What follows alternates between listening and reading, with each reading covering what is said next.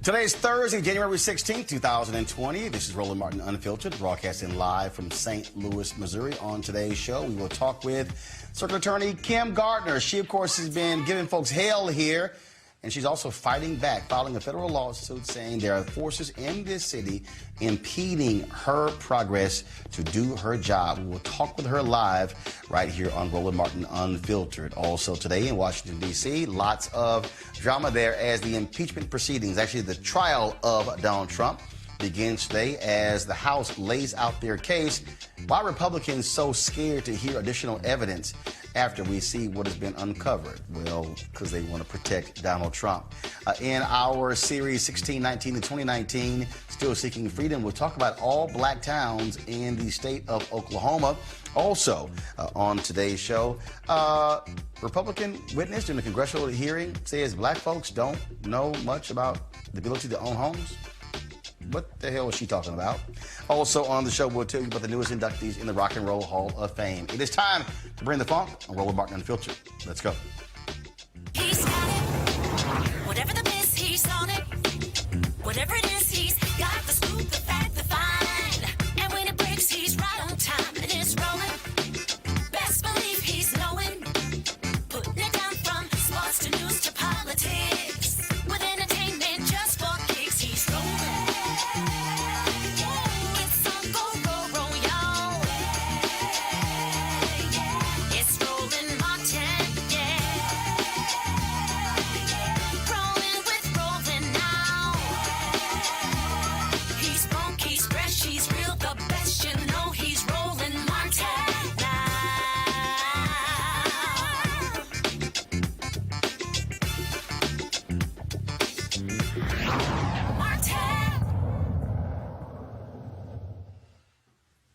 All right, folks, a number of times on Roland Martin Unfiltered, we've told you about what has been happening here in St. Louis. You had two African-Americans who are the chief law enforcement officers here. Of course, you have Wesley Bell, who is district attorney. You also have Kim Gardner. White folks here have not been happy as a result. We've told you about those assistant DAs who decided to join a police union to all of a sudden unionize when the brother comes in as DA. Then, of course, Kim Gardner has been fighting folks over the Lamar Johnson case, trying to get this. Look, she's established that he did not commit this crime. Attorney General of the state, others stopping from doing her job. Well, earlier this week, we told you about the federal lawsuit that she filed against a number of entities using a law that goes back to 1871. Well, of course, I was here in St. Louis for the MLK program sponsored by the St. Louis Urban League and St. Louis University, as well as the company Centene Corporation. So, being here, why not talk to Kim Gardner? She joins me right now on Roland Martin Unfiltered. How you doing? How you doing? Thank you for having me. Glad to have you here. So, when were you first elected? 2016. Okay, so it's been 4 years.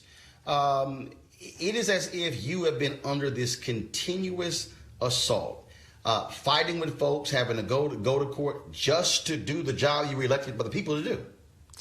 Well, I mean, when you're a reform-minded prosecutor, as we are the rare, I was the first African-American female ever to be elected in the circuit attorney's office. I was the first African-American in the St. Louis region. So when you are the first, you have challenges. But this is why this lawsuit is so important, because day one, there has been a powerful few who have decided to silence the will of the people, and that's what this lawsuit is about.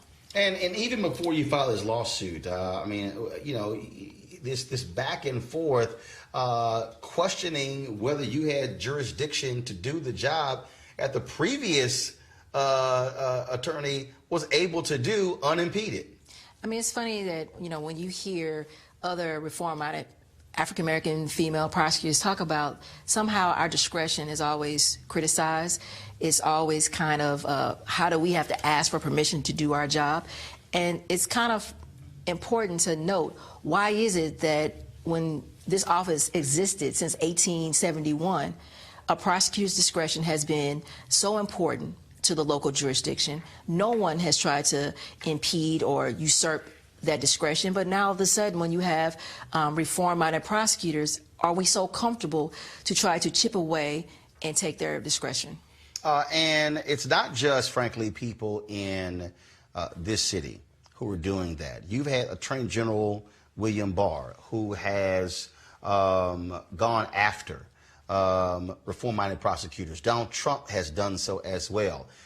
Them essentially saying that that y'all are the problem. You're going to cause an increase in crime across the country. So you now have, again, the Attorney General of the United States and the President questioning whether or not you should be able to do your job.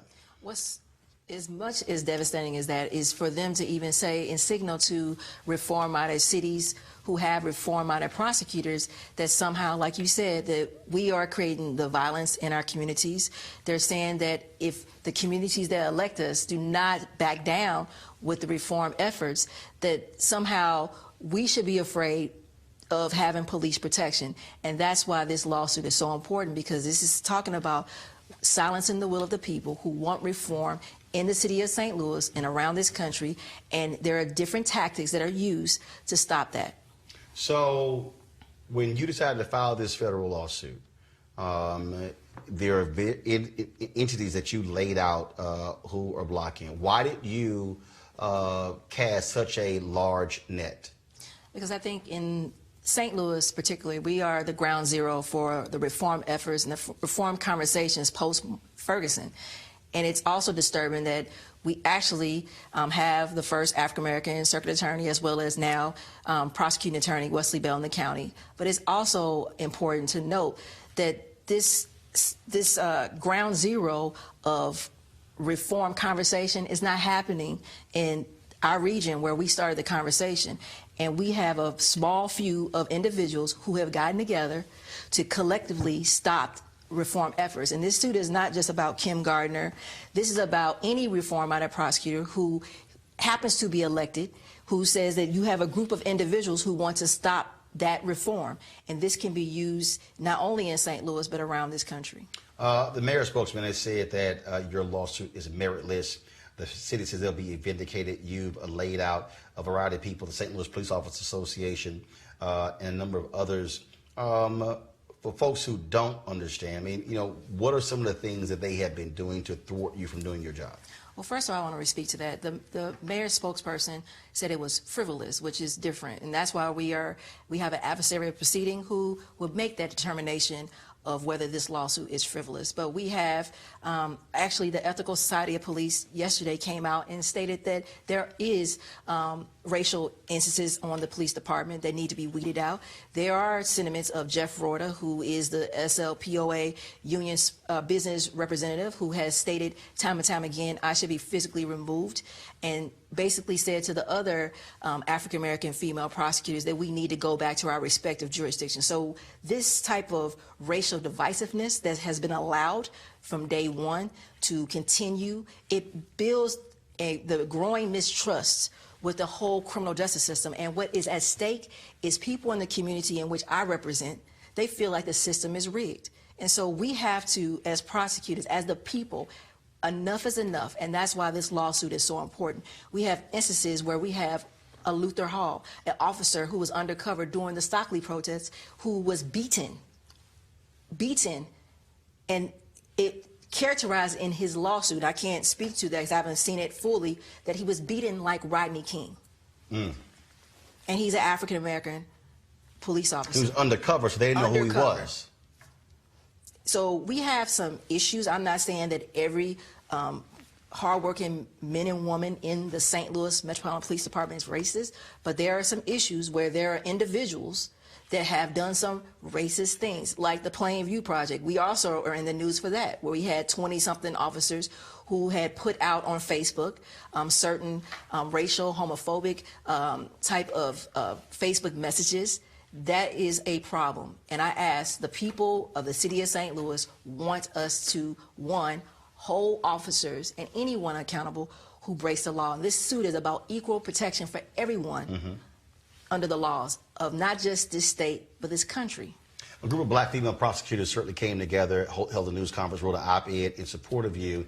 And folks, check this out. So Marilyn Mosby's office, she's the Baltimore State's attorney, they released this audio recording after they held a news conference earlier this week of one of the most vile things you heard, targeting her because she dared to stand up in support of Kim Gardner. We're going to play this for you, so listen to this, folks, and just be aware of the language you're about to hear. How dare you come to St. Louis and say you got the back of that lousy bitch, State's Attorney Kim Gardner. She is just like you. That's why, birds of a feather, bitches. That's what you are. You hate cops. You hate white people. You do everything you can to give all the blacks who are criminals every benefit of the doubt, and everybody else is suspect. Black lives only matter when a white person takes it. You blacks can kill each other all you want. In fact, I think that's the grand solution. We need to start driving around the ghettos and just dropping boxes of bullets on every street corner. Let them take each other out. Things were much better in this world, in this country, when everybody stayed in their own goddamn neighborhoods by dusk. There's only one thing worse than a fat-ass, empowered black woman. That's a fat-ass, empowered black woman who's got public reins in her hands. If we'd known you all were going to be this much trouble, we would have picked our own fucking cotton. Marilyn Mosley released this statement. She said, the voicemail I received after my trip to Missouri to support Circuit Attorney Kim Gardner was outrageous, but not surprising. Kim knows that people in positions of power also think like this. These are the types of attacks we encounter every day as women of color in a position of authority. And I travel to St. Louis because this is the unfortunate experience of black female prosecutors everywhere. It's deeply disturbing that in 2020 we still have to experience such blatant racism, but this hateful rhetoric only strengthens my resolve to continue fighting for justice and working to undo the blight of mass incarceration and its impact on communities of color. Have you had to endure these type of voicemails and calls since you've been in office? Yes, it's unfortunate that for African-American female prosecutors that this is a normal occurrence for us. I've been called everything under the sun. I've been called racial epithets that I've never even heard of. I was stopped on Christmas Eve because I had no lights on. I was held for over 15 minutes. And it's what we are facing is even different from our other colleagues in the reform movement who are similar race and their different gender. So that is an issue that we as African-American female prosecutors, unfortunately, we have these day in, day in occurrences. People feel entitled to talk about us in ways that is not only just sexist, it shows that we need to do better in our communities, and we have to understand that when you have a Jeff Reuter in my jurisdiction, for example, who gets on a radio station and says I should be removed by force, and this is someone that people listen to and put on in the media to act like he is some kind of authority on a lawful police officer. He is a fired police officer for making a false police report. So he is not credible at all, but that is somehow someone that they turn to, some people, not all people in the police department, but he is the business manager. I asked why. Why is he's there? He's so racially divisive. He says all kind of things unchecked without any repercussions. But what is at stake is I know individuals who say we can't get a fair shake in the criminal justice system. It makes it difficult for prosecutors to hold anyone accountable that preys on their community when they don't trust the whole system. It's not just police, it's the whole system. And his words cause more harm for police officers who put their life on the line every day to do the job, to protect and serve. And there's a lot of good police officers, but we cannot allow the powerful few to do these things. We cannot stop the reform efforts that the people of the city of St. Louis and now St. Louis County have said we want. And that's why this suit is so important, because it is in Missouri, 1 in 3 African-American men will have some kind of brush with the criminal justice system. We have in this state alone, 91% of the people stopped and searched in this state are African-American or people of color. We also have a police statistics that came out in 2016 by the Ethical Society of Police saying over 80% of the arrests in our jurisdiction alone are African Americans or people of color. So tell me, we have to do better. We must do better. It's about justice. Last question. Do you believe that they're trying to force you to resign? And obviously, you're not going to give them that satisfaction. What they're trying to do is intimidate. They're trying to make an example because this is what they're doing, and that's why this suit is so important. This is saying if you try to reform the system and you go against the status quo, we will make an example. We will make you an example of a night ride, and we know what that is. How dare you try to implement the reforms that the people put you in place. So it's not about a Kim Gardner, whether I'm here or not, and hopefully I am here. But I want to make sure that a Kim Gardner can come behind and continue this work, because this is not about just Kim Gardner. This is a civil rights movement. This is the right thing to do to address the broken system that we all know we need to fix. Mass incarceration has not made us safe. We need to look at how we are smart on crime, not just tough on crime. And we do not have a good track record of locking everybody up. Kim Gardner. Thank you so we much. appreciate it. Appreciate Thanks you. so much. Thank We'll you keep for covering having this. me. Thank All right. you. Thanks a lot. I appreciate you. I want to go to my panel there in D.C. Julian Malveaux, of course, President Emeritus of Bennett College, also an economist. Dr. Greg Carr is Chair of the Department of Afro-American Studies at Howard University, and Kelly Bethea, a communication strategist. Julian, I'll start with you. We have seen the attacks on Ms. Ayala in Florida, Marilyn Mosby in Baltimore, Kim Foxx in Chicago, Kim Gardner here. You've put in Larry Krasner in Philadelphia. As I said, Attorney General Barr, even Donald Trump, they have put a bullseye on progressive prosecutors. This is what we can expect if Donald Trump gets 4 more years. You know, the issue, Roland, is that we have seen the unequivocal differences in the way that, basically, the way that law enforcement is imposed. So when the sister you're talking to, when any of us are dealing, what we're seeing is the differences, the serious differences. And so while on one hand you say, let's have law and order, on the other hand, you have a differential law and order.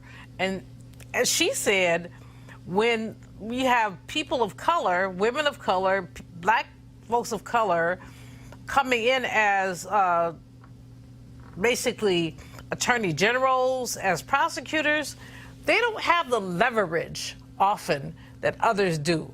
So I am really grateful for this opportunity to lift this sister up. But even more than that, I think it's really important for us to look at what has happened in our community to the way that people, especially young people, Roland, especially young people. We have people who are 16 and 17 years old who are in jail for life, excuse my language, for bullshit. And that's because that's what folks can do. So forgive me for going on a little longer, but I just really do, this is frightening. It is frightening, and it's also affirming that this sister and so many others are dealing with this. Gotcha. Kelly, again, what you mean, these are black women, largely black women in many of these places, who they are targeting, and as Kim Gardner said, they are trying to intimidate them. And thankfully it's not working. That Kim Gardner is still pursuing the fight to not only maintain her place as Attorney General, but she's really paving the way for future women attorneys vying for that spot in the future, because this is absolutely ridiculous that you have an entire sector of the criminal justice system happening to be the most outward-facing sect of said system, having the most xenophobic bias. That is not only troubling, it should absolutely be eliminated. You can trace back this kind of bias to, honestly, the origin of the police department in St. Louis, one of them being the fact that they were, there to hunt the enslaved and, perpetuate racial biases and uphold Jim Crow laws. So this isn't necessarily surprising to me in terms of the history of the racism with this department, but it is troubling to me that it is now 2020 and it's still being perpetuated generation after generation after generation. I commend Kim Gardner for fighting the good fight down in her jurisdiction, but I also commend Marilyn Mosby for standing by her sister-in-law and making sure that she is supported not only in that jurisdiction, but honestly nationwide. But we all have to surround these people. This is, one second, hold on. Greg Carr, again, Kim Gardner's been here since 2016. First of all, they even challenged appointed special prosecutors to investigate her when she investigated Governor Eric Greitens, who was forced to resign when it came to some pictures he took of a woman he was having an affair with. And to see people challenging the authority of an elected DA, that's what she is a circuit attorney. She's the DA of the city of St. Louis. Wesley Bell is the county. What they are saying is, guess what? Oh, you're black? No. You're not going to get to be able to enjoy the power of the office like others did. Well, that's exactly right, Roland. And I want to add my commendation to what Dr. Malveaux and what Sister Bethea said. Really a whole lot of respect for Kim Gardner. Shout out to her alma mater, Harris Stowe, founded in 1857. 1857, the same year that the university she graduated from was started, Roger Taney said in the Dred Scott decision from the Supreme Court that Dred and Harriet Scott and their two little girls in St. Louis had no rights that white people are bound to respect. And from 1857 to today, that remains the case in white supremacist America. The glorious thing about our sister, the circuit attorney for the city of St. Louis, is that she is fighting with both fists balled up. What a brilliant lawsuit to use one of the underused statutes in the playbook, the Third Reconstruction Act of 1871, also known as the Ku Klux Klan Act. When that act was enacted, Ulysses Grant was president of the United States, and they basically used that act and the department that was started the year before that with the Second Act of 1870, which was the Department of Justice, to put the Ku Klux Klan out of business in states like South Carolina. They crippled the Klan so bad that the Klan did not reemerge until 1915. Now, what's the lesson we should learn from this? The Ku Klux Klan Act was enacted in part, the one that she is using now in this lawsuit with the 14th Amendment and other pieces, was enacted because they were going around the country trying to stop black people from voting through violence. Once we get the ballot, we can now advance to the next issue. This is where I'm going to close. Once you voted, once you put these powerful black women in place, now we get down to the real issue. The real issue isn't voting, although voting gets us to the real issue. The real issue is that some of these Klans people, like that woman who called up, much respect to her, because you've dropped all pretenses now. This was never about democracy. This was about power. And sister, we back you. We're in front of you. We're on both sides. And let's just get it down, drop all our gloves, and fight. Because this thing ain't never going to have any shared understanding of democracy. And Thank this you, is so, Sister Gardner. Roland, this is so And that is the thing that I need people, and that's the thing I need people to, one second, hold on. And that's the thing I need people to understand, that when I state on this show, I said this when Obama was elected, that the election is the end of one process and it's the beginning of another. What this requires is for us is to be able to say, after we have elected people, that we also still stand with you and still support you and will come to your defense. I dare say there should be protests in St. Louis from black folks standing with Kim Gardner, similar to what you see in Hong Kong, because we have to send the message that what you're not going to do is ignore African Americans who are elected and not allow them to do their job. And what we have to understand is that as we are seeing the demographics of this country shift and change, we're going to see more of this, because Frederick Douglass said, power concedes nothing without a demand, never have and never will. And so we must understand exactly what's going on. Speaking of that, folks, when you talk about what's happening here, and also how do you focus on what is the rule of law, of course, today, the impeachment proceedings, actually, Donald Trump was impeached in the House, but the articles of impeachment were taken over to the United States Senate. Actually, it was a black woman who walked them over and presented them last night to the U.S. Senate.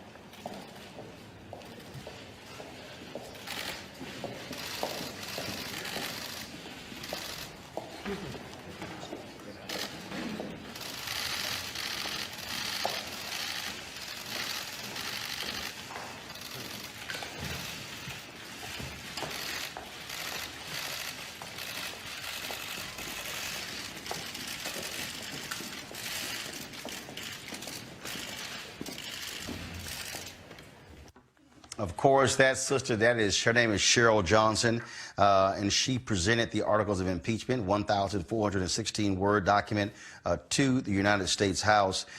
It was today when it all began. Chief Justice John Roberts was sworn in, the United States Senators were sworn in, and it's left up to Adam Schiff, Congressman Adam Schiff, to kick things off, laying out exactly why the House impeached Donald Trump. With the permission of the Senate, I will now read the Articles of Impeachment, House Resolution 755.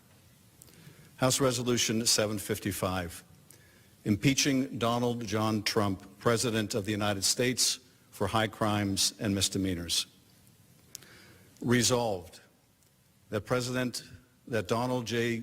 Trump, President of the United States, is impeached for high crimes and misdemeanors, and that the following articles of impeachment be exhibited to the United States Senate. Articles of impeachment exhibited by the House of Representatives of the United States of America in the name of itself and of the people of the United States of America against Donald John Trump, President of the United States of America, in maintenance and support of its impeachment against him for high crimes and misdemeanors. Article 1, abuse of power. The Constitution provides that the House of Representatives shall have the sole power of impeachment, and that the President shall be removed from office on impeachment for and conviction of treason, bribery, or other high crimes and misdemeanors. Article 2, obstruction of Congress. The Constitution provides that the House of Representatives shall have the sole power of impeachment, and that the President shall be removed from office on impeachment for and conviction of treason, bribery, or other high crimes and misdemeanors. The managers request that the Senate take order for the trial. The managers now request leave to withdraw. Now, of course, Greg Carr, they were sworn in and they were supposed to be impartial. You've already heard Mitch McConnell say he's not going to be impartial. Donald Trump is mad, upset, tweeting in all caps, "Oh my God, I got impeached for a simple phone call." We now have, of course, the evidence presented by the goons who worked with Rudy Giuliani. Hold on. You have the goons who worked with Rudy Giuliani now presenting their information. And Greg, to have United States senators say, well, no, we don't need any new evidence, the House actually has enough. I mean, these people refuse to hold this man accountable, and it shows exactly their lack of character, their lack of morality, their lack of values, their lack of judgment, their lack of leadership. Well, Roland, it has stripped down to the basic question. This is really American democracy is on trial. I mean, when Nancy Pelosi put that team together, let's set aside Schiff and Jerry Nadler for a second. Let's look at the other five. Jason Crow out of Colorado. This is one of those intelligence Democrats. So you've now shown that the intelligence community clearly says what you've done. You got Val Demings, of course, who is the police. Let's be very clear about that. This sister's like, because you got the serious sister. Then you got Sylvia Garcia out of Texas, who, again, you got the Latino in the coalition. She also is a graduate of Texas Southern Law School. And, of course, Hakeem Jeffries. And then Zoe Lofgren, who goes all the way back to the Nixon piece. So she's got her team. Basically, what she's saying is, any rational human being in this country, this is an open and shut case. So what are y'all doing? As you said, when John Roberts walked over there this afternoon, who looked like he lost his last friend before he put the robe on to swear him in, the minute he got up, took that oath from Chuck Grassley, the oldest piece of architecture left over there, this white supremacist out of Iowa, he turned around and swore those senators in. 2 senators committed perjury as they said we will, and that was Lindsey Graham and Mitch McConnell. They have already violated the lie oath they took. What's left? The only thing left is the trial of American democracy, and as this thing unfolds, as Adam Schiff lays this case out, as he began to do today, what we're going to see is that everybody in this country is going to find out that the law don't mean a damn thing if you don't have the power to back it up with enforcement. You know, Kelly. The worst of it, I'm sorry, Kelly, go ahead. Yes? Kelly, then Giuliani. Kelly?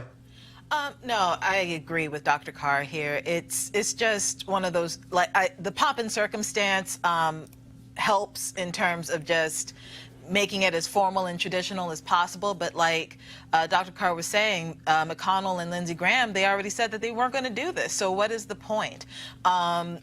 you know, everything else that's happening right now, again, it's just pomp and circumstance at this point. I feel like we already know what's going to happen when it comes to this trial, and I would be very, very shocked if the Republicans actually, you know, do their jobs and listen and actually consider the evidence and, you know, like I said, do their jobs and actually convict Trump of these high crimes and misdemeanors. One person that I was listening to earlier today on CNN, Joe Walsh, he's running for president against Trump on the Republican side, and he's one of the very few Republicans out there who's saying, look, this isn't about party, this is about country. And you're absolutely right, Dr. Carr, this is a fight for our democracy and the preservation of it. And if we do not actually act in that kind of manner, I fear for what's going to happen on the other side of this, not only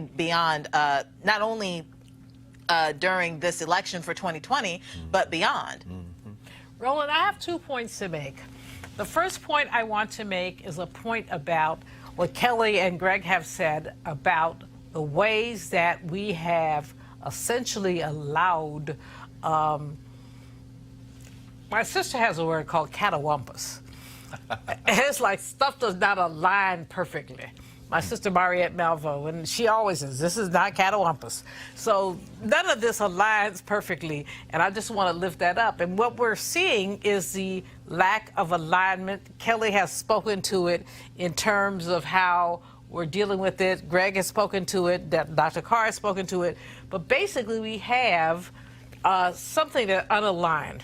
But the other thing that's more important, as far as I'm concerned, is the extent to which we've allowed a narrative to come in and to basically realign what's going on. So it's a new narrative. So we're allowing that. Now, having said both of those things, which I think do segue, what I think is so important at this moment and where we are is that we need to create a new narrative. And in creating a new narrative, we need to talk about who, what, when, where, and why. Yes. And we have not seen us create that narrative. And so we've allowed other people to create the narrative. If we want to reinvent the narrative, we must talk about people like Barbara Lee, who essentially did not go for the okie doke. We must talk about people like Maxine Waters, who continue to lift it up. We must talk about folks like Jim Clyburn, who, with his measured way, has said, this ain't happening. And so what we have here, right now, is a, what can I say? It's an important diversion from a narrative that is unacceptable. And so I think when you look at... Let me just here, folks. Hold on a second. I got to jump in here. I got to jump in here. This just came down just a couple hours ago. Headline in Miami Herald: State Supreme Court agrees with the Florida legislature. Felons must pay all costs to regain vote. Remember, we talked about Amendment 4, and this is just some breaking news here. So the Florida Supreme Court, they have sided with Florida Governor Ron DeSantis and Republican lawmakers. They argued that in order to get the right to vote back, all court-ordered fees, fines, and restitution before registering to vote must be paid back. This is a setback to those, of course, who voted for Amendment 4. This is the ACLU. They had filed this lawsuit against the legislature.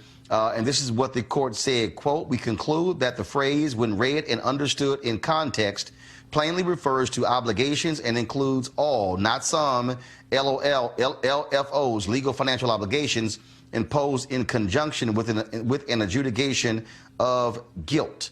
And so, again, many believe this is going to undercut a lot of Amendment 4, which passed by 2/3 of the voters. But also keep in mind, that, in terms of the number of people that this impacted, it actually is a very small number in terms of the folks who have significant fines paid back. But it also goes to show you, Kelly, this is what happens when Republicans, they are scared to death of change. And they were scared to death of Amendment 4 and what would happen if upwards of 1.4 million people got the right to vote back. This is absolutely heartbreaking. For the life of me, do not understand how that decision from the Florida Supreme Court is not a version of voter suppression. If the whole point is to rehabilitate prisoners, when they come out, they should have their citizenship back. It shouldn't have been taken away from them in the first place. But, you know, for all intents and purposes, they should have the right to vote back. They should have every right bestowed upon an American citizen back, and that includes the right to vote. You should not have to pay to vote. If it were somebody, you know, not in jail, and you just said, hey, you got to pay all your legal fees, like it doesn't make any sense to me. Can you imagine if you had somebody on child support and they are, you know, owed in arrears, and you're saying, I have to pay everything back in order to vote in this local election or national election or statewide election? That doesn't make any sense to me, because your money shouldn't be tied to your citizenship. So, you know, Florida, get it together. But, you know, it's not about... But here's the thing, Greg. What's important here, one second. What's important here for us to understand is that the folks who actually got Amendment 4 on, it shows you the power of the ballot initiative and how regular, ordinary people can actually affect change. I would hope, Greg, that we see African Americans in other states use the power of the ballot initiative, use grassroots initiative to be able to enact such change. Absolutely, and to use it again in Florida. I mean, you know, the election that was stolen by DeSantis from Andrew Gillum led to this in part because they are terrified, and they should be terrified, because we're getting ready to run over them like the mighty wave. The age of the white supremacists, the backs of the white supremacists, is about to be broken by demographics. And I respect them for their last-ditch effort to hold on to their tiny worldviews. But let's look at this in terms of debt. Mississippi, there's an article in the New York Times a few days ago that talked about the fact that they've got a similar kind of debt prison thing going on, an arrangement where they're locking people up who owe money to the state. And they're one of the few states that are doing that. But see, we have to understand that in this country, the concept of citizenship congeals around the concept of property.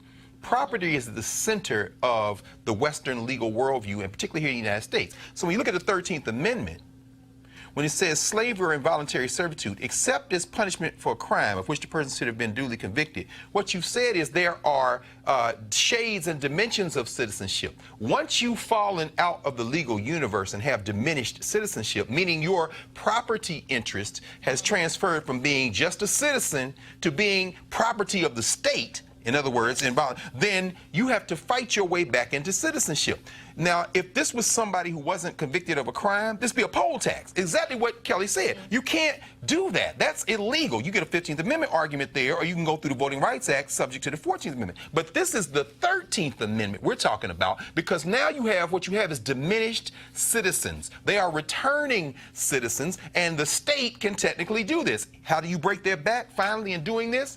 You go back to the polls, you pass exactly the statute you want, and you flush that Klansman governor out and turn the legislature in Florida, which they know is coming. Please, Floridians, please, Mississippians, Alabamians, Tennesseans, and all over this country, run these white supremacists out with step one, going to the ballot box, and when they raise their heads to fight you, meet them everywhere, including the street, because you see now, these are your open enemies.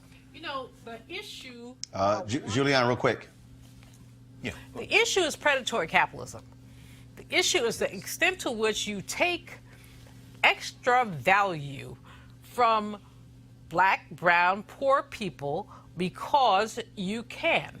And so when you look at some place like Florida, in terms of what's happening with people who have been essentially not exonerated, but essentially told they can vote, when you look at our prison industrial complex and the ways that people basically have their voting rights, working rights, other rights extracted. We don't talk about that enough. I mean, there are words that people, black and white people, won't use. We won't talk about capitalism. Got it. And we won't talk about predatory capitalism. That's right. We won't talk about what socialism means. I ain't talking about Bernie because he's not a socialist. Bernie is a Bernieist. But what I want to talk about is the extent to which we have allowed, especially black people, black men and women, to be exploited because predatory capitalism allows that. Got it. Well, folks, again, we certainly appreciate the work of Desmond Meade and Sheena Meade, and we'll keep you updated on exactly what happens with that in the future. Coming up next, our Still Seeking Freedom segment, 1619 to 2019. We'll talk about all black towns in Oklahoma next on Roland Martin Unfiltered. You want to check out Roland Martin Unfiltered? YouTube.com/Roland S. Martin. And subscribe to our YouTube channel. There's only one daily digital show out here that keeps it black and keep it real. It's Roland Martin Unfiltered. See that name right there? Roland Martin Unfiltered. Like, share, and subscribe to our YouTube channel. That's YouTube.com/Roland S. Martin. And don't forget to turn on your notifications so when we go live, you'll know it.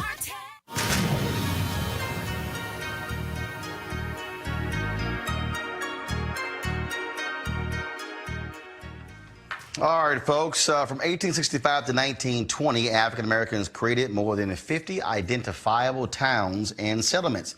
13 of them are still alive in Oklahoma. These all-black towns represent a unique chapter in American history, according to the Oklahoma Historical Society.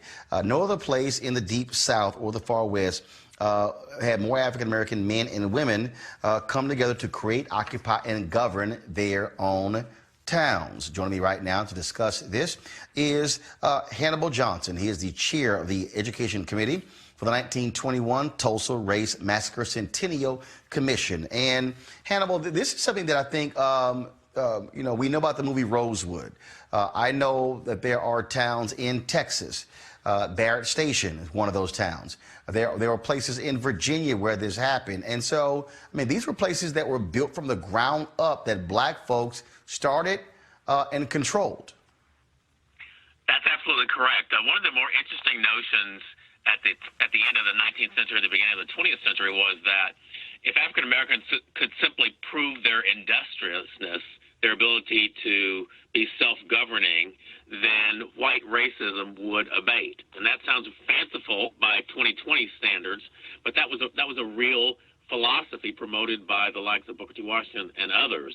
So part of the impetus for these towns was to be self-governing, to prove independence, to escape the hostility that folks faced in the Deep South, and to thereby help abate the kind of rigorous and vicious white racism that existed more generally. Also, Oklahoma was an important part of this development because the perception that Oklahoma was a place rife with economic opportunity because of the abundance of land. Oklahoma becomes a state in 1907. Prior to that, it was Indian Territory. And one of the unique features about the black presence in Oklahoma is the fact that the so-called 5 civilized tribes, the Cherokees, the Muskogee Creek, the Seminole, the Choctaw, and the Chickasaw, they were all slave-holding tribes. So on those famous marches to Oklahoma, those trails of tears, were a number of black migrants who were affiliated with those 5 tribes, many of them affiliated as enslaved persons. All the tribes sided with the Confederacy during the Civil War, and after the Civil War, executed treaties with the federal government that required that they free their enslaved Africans and incorporate them into the tribes. And all the tribes did that, with the exception of the Chickasaws. And when you think about this very unique history, some of these towns are still active and alive today. Do you still see the presence, though, of African Americans governing those places? Yes, in some of the towns, the premier town in Oklahoma has been and perhaps still is Boley. So Boley was founded in 1903, and still exist as a much smaller version of its prior self. Boley at one point boasted 5,000 residents. Now it's about a tenth of that. And the supreme irony in Boley is that one of the larger employers in the community is the John Lilly Correctional Institute, a prison. And guess who is well represented in the context of that prison? Some of the very African Americans who ostensibly sought to escape the kind of restrictions on their liberty in the Deep South. That's part of the reason they migrated to Oklahoma in the first instance. But the black towns that exist, about a dozen or so today, are small communities struggling to survive, struggling to secure the kind of infrastructure that will sustain the town, and ultimately struggling with maintaining young folk. Young folk who grow up in these towns, they want to wind up in the metropolitan areas of Oklahoma City and Tulsa, and really have little interest in staying in these towns. So the towns really struggle for survival. One of the things that the towns have been doing is working together to create a cultural tourism experience. In other words, to leverage their rich history such that people who want to engage around history, and there are people like that all around the United States, and actually see the remnants of these towns, can come to these communities and ideally contribute financially to the health, well-being, and sustainability of these communities while they're there. Greg Carr, you got a question? Yeah, you know, and first of all, Brother Johnson, thank you for your work over the years. I mean, your book, Black Wall Street, the book you did on Greenwood, and I think it was Acres of Aspiration, where you write about these towns. I mean, just thank you. You know, I don't know if you got a chance to see the HBO recent mini series Watchmen, which begins with Tulsa and kind of runs through the thread.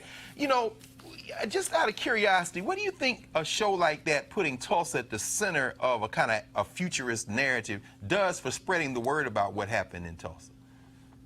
Well, I think most people I've talked to found that the opening scene, that sort of 5-minute segment, that's kind of a reenactment, reimagination of the massacre, is quite compelling. So when I see something like that that is based in truth, based in fact, I hope that it encourages the viewers to actually seek out the actual history. I appreciate the artistic license that was taken by Watchmen. It brings in viewers, but I want those viewers to actually go back and look at the actual history and understand that history is not past, history is present. So there's a legacy in the Tulsa community today based on what happened back in 1921, almost 100 years ago. Thank you. But you know, my brother... Do you have a question there from Kelly or Juliana? A question, real short question. Question or comment. The issue is No, envy. I want pick one. Okay. Pick one. Question or comment? The issue is economic envy. The fact is that when I looked at the governor of Oklahoma's report on what happened, one of the conclusions was that too many N-words, and it was not the Negro word, had too much money. So how do you begin to reconcile economic envy with the story that you're telling? Go right ahead, sir. And I think you can look at the sort of the economic dynamics in two ways. There was envy on the individual level because white supremacy prevailed. So poor white folks wondered what those N-words across the tracks were doing with fine cars, fine homes, jewelry, et cetera, et cetera. So that's on one level. On the other level, the Greenwood community, the black community, the Black Wall Street community in Tulsa abuts downtown. It's about a 35 square block area historically. Wow, and it was desired by industrial interests and railroad interests. So there is some evidence that there was an effort afoot to remove the black population, push them further north. That's why some people, when they look at these events, they see not so much a riot, not so much a massacre, but a pogrom, an intentional removal of a population from their homelands based on surreptitious grounds. And so repairing the economic Kelly, do you hold 1 second? Yeah. 1 second. Go ahead and finish. Go ahead and finish. I was saying, repairing the economic finish your comment, damage sir. that happened 100 years ago is, I would say, well nigh impossible. But there are some things that we can do in the way of infrastructure location, incentives from business leadership like the Tulsa Chamber to put us in a better position. Kelly, real quick, do you have a question? Sure. Your comment regarding the youth wanting to leave these small towns because of lack of infrastructure and opportunity, have any of those towns actually, understood that predicament and are working to reconcile that issue? If so, what is happening in those towns? And if not, what do they need in order for that to happen? They are struggling. These are very small towns by and large, a few hundred people. So because they have lost, for example, schools in these communities, and schools are kind of the community rallying point in a lot of communities across the United States, not just black communities. So the loss of those schools, the loss of population, the lack of infrastructure, these are really, really high hurdles to get over. What the towns have done that makes a lot of sense to me is collaborating as a collective of Oklahoma all-black towns and seeing what kind of economic energy and synergy they can create, particularly, again, leveraging cultural or heritage tourism.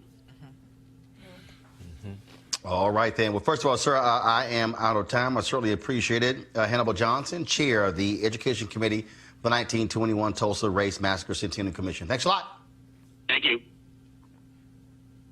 All right, folks, real quick, a big congratulations to the late notorious B.I.G. and the late Whitney Houston, both of them, some of the honorees inducted into the Rock and Roll Hall of Fame, which will take place on May 2nd at the Public Auditorium in Cleveland, Ohio, and broadcast live on HBO. Folks, I have to cut the show short today.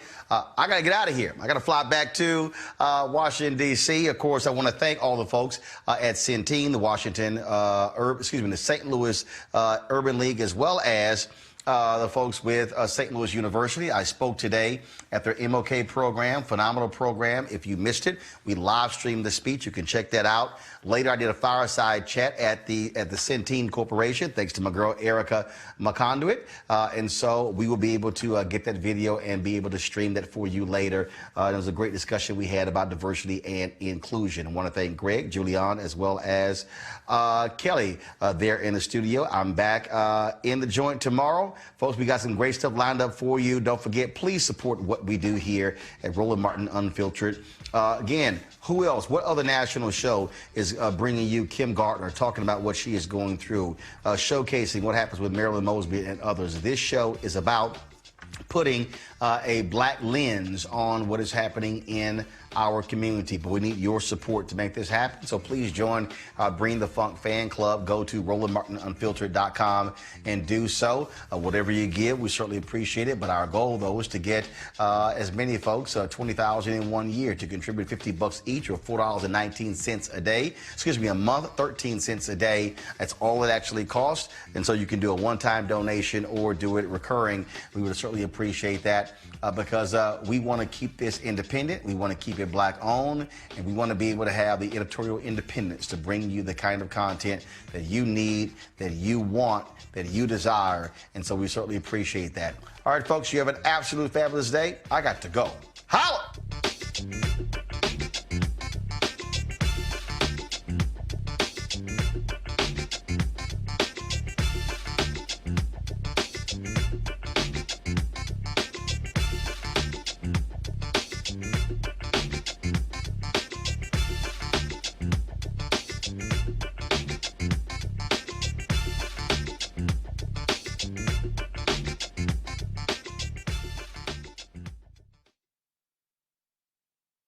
You want to check out Roland Martin Unfiltered?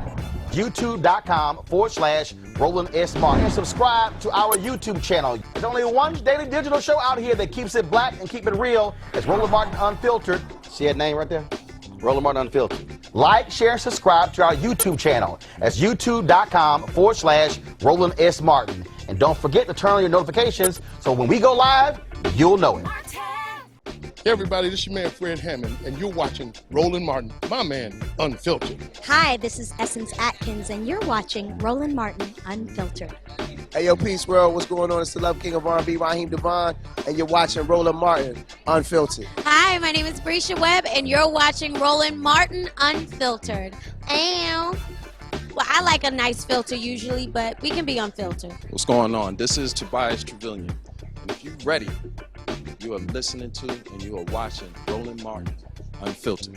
What's up? I'm Lance Gross, and you're watching Roland Martin Unfiltered. Hi, this is Cheryl Lee Ralph, and you are watching Roland Martin Unfiltered. I mean, could it be any other way? Really? It's Roland Martin.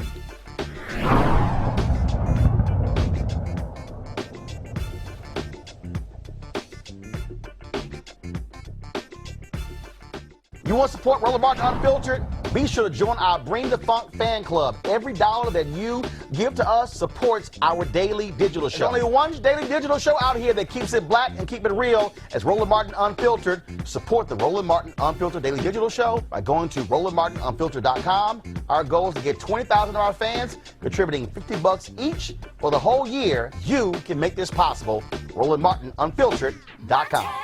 Hey fam, want to check out Roland Martin Unfiltered, the blackest show on all of digital, cable, and broadcast. Check out our audio podcast. There's only one daily digital show out here that keeps it black and keep it real as Roland Martin Unfiltered. Press play.